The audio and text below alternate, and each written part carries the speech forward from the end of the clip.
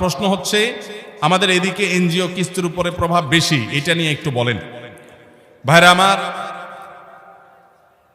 সুদভিত্তিক loan গ্রামে গঞ্জে এর যে জাল বিছানো হয়েছে, এতে দরিদ্র মানুষের দারিদ্র দূর হোক বা না হোক,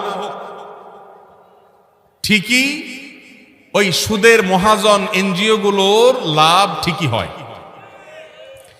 সুদকে আল্লাহ তাআলা হারাম করেছেন এবং এমন হারাম করেছেন, আল্লাহর জমিনে হারামের তালিকায় সবচেয়ে ভয়ঙ্কর হারাম হলো সুদ। অন্য কোন হারাম, শুকরের গোশত এটাও হারাম, কুকুরের গোশতও হারাম, কিন্তু এই হারামের চাইতেও ভয়াবহ হারাম হলো সুদ। সেই সুদের কারবার অনেক মুসলমান অবলীলায় করেন। তারা জানেন না আল্লাহ তাআলা আল্লাহর বিরুদ্ধে যুদ্ধ ঘোষণা শামিল বলেছেন এই সুদের কারবার করাটাকে।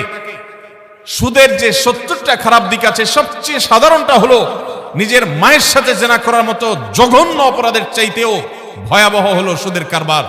আল্লাহ তাআলা আমাদেরকে সুদের কারবারের বিরুদ্ধে দাঁড়াবার তৌফিক দান করুন।